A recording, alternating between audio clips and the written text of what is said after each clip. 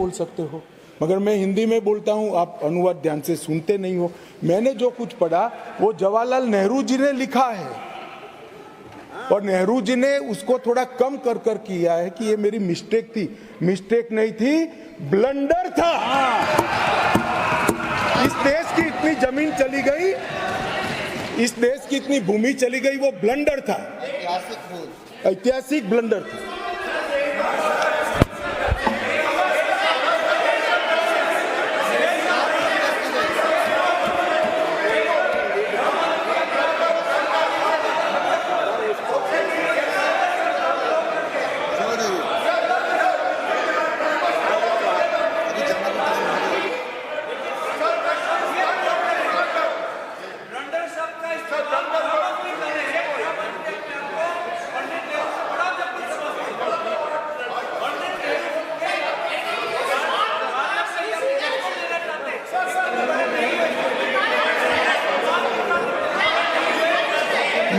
माननीय सदस्य, ये शब्दों की व्याख्या को समझो प्लीज।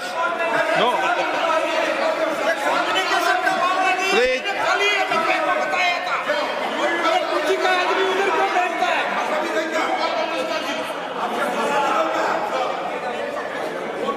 मान्यवर,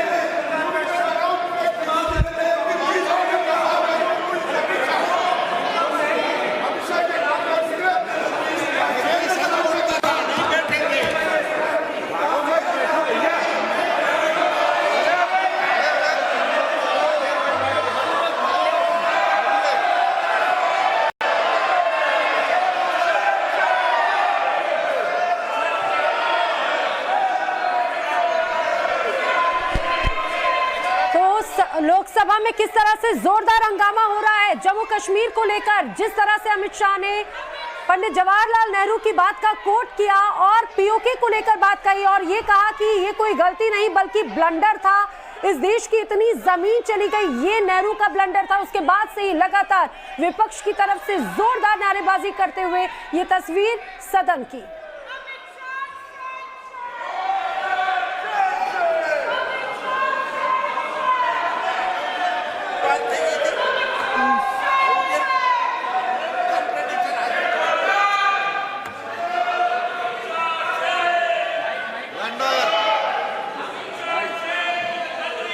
अहम है जम्मू कश्मीर की सीटों को लेकर 93 सीटों की बात यहाँ पर की गई है। पीएम मोदी ने कश्मीरियों की आवाज को सुना। पिछली सरकारों ने सिर्फ और सिर्फ राजनीति की जम्मू कश्मीर के मुद्दे पर। क्षेत्र में ब्लंडर का शब्द का प्रयोग किया गया है, वो भी जवाहरलाल नेहरू जी के क्षेत्र में, वो है हिमालयन ब्लंडर। इसके बारे में भी गृह मंत्री जी थोड़ी बात बोल सकते हैं। ब्लंडर से ऐसा है मान्यवर, मैं माननीय सदस्य को कहना चाहता हूं, माननीय सभ्यश्री को कहना चाहता हूं, खाली ब्लंडर से इतना नाराज है, हिमालयन बोलता तो इस्तीफा देकर जाते। आजाओ बैठो। मान्यवर, मुझे अभी एक हमारी ट्रेजरी बेंच में बैठे हुए सदस्य ने कहा, मेरे साथी मंत्री ने कहा कि अमित भाई उन्होंने सुबह बताया था आपको कि चले जाएंगे, आप पहले से कहते थे। मुझे कोई बताया नहीं, मेरे ऐसी बातचीत ऑफ द रिकॉर्ड कभी होती है, परंतु मैं जानता हूं कि पिछड़ा वर्ग की जब जब बात आती है कांग्रेस कभी सहयोग नहीं करेगी, छोड़कर चलेगी। इसलिए मुझे यहां तक विश्वास था कि पिछड़ा वर्ग को सम्मान देने की बात में कांग्रेस वोट दे ही नहीं सकती, देने की ना उनको परमिशन है, ना उनको मैंडेट है, ना उनको इच्छा है, इसलिए वो चलेगी। माननीय प्रधानमंत्री जी ने 2014 में 80,000 करोड़ की लागत से 63 परियोजना जो अब तक 70 साल तक कश्मीर को इग्नोर किया गया, और समग्रता से कश्मीर के विकास के लिए बिजली, इंफ्रास्ट्रक्चर के प्रोजेक्ट, इरिगेशन, एजुकेशन, मेडिकल सुविधाएं, ये सभी चीज़ों को समाहित करती हुई 63 परियोजना 80,000 करोड़ की लागत से बनाई। इसमें लगभग 9 परियोजनाएं 21,000 करोड़ की लद्दाख की थी, जो अब अलग यूटी में चली गई। परंतु जम्मू कश्मीर की बात करें तो 32 परियोजनाएं 58,477 करोड़ की लगभग पूरी हो गई है और 58,000 करोड़ में से 45,800 करोड़ रुपए का व्यय समाप्त। ये मैं बताता हूं, ये कह रहे कि क्या हुआ है इसके लिए। मैं कुछ योजनाओं का नाम भी जरूर पढ़ना चाहूंगा। 5,000 मेगावाट के लक्ष्य रखकर 4,287 करोड़ की 642 मेगावाट की कीरू हाइड्रो परियोजना, क्वार हाइड्रो परियोजना 540 मेगावाट 5,000 करोड़, रतले हाइड्रो परियोजना 5,200 करोड़ 850 मेगावाट, 8,112 करोड़ की 1,000 मेगावाट की सोपाक दल दूल हाइड्रो परियोजना, सावलकोट हाइड्रो परियोजना 1,856 मेगावाट की 2,300 करोड़ की, और शाहपुर कंडी बांध सिंचाई और बिजली परियोजना 2,793 करोड़ की। सिर्फ जल विद्युत के अंदर इतना सारा पैसा ये 10 साल के अंदर इन्वेस्ट हुआ है। और पहली बार सौर ऊर्जा 1600 मेगावाट की प्राप्त करने के लिए भी प्रोजेक्ट वहां पर डाला गया।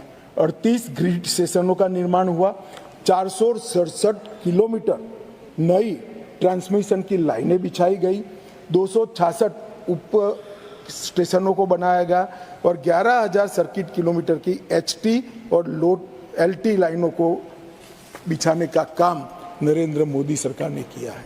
सिंचाई का जहां तक सवाल है, 62 करोड़ की रावी नहर योजना पूरी कर ली गई, 45 करोड़ का टसर चलन 3 त्राल सिंचाई योजना का पूरा किया गया।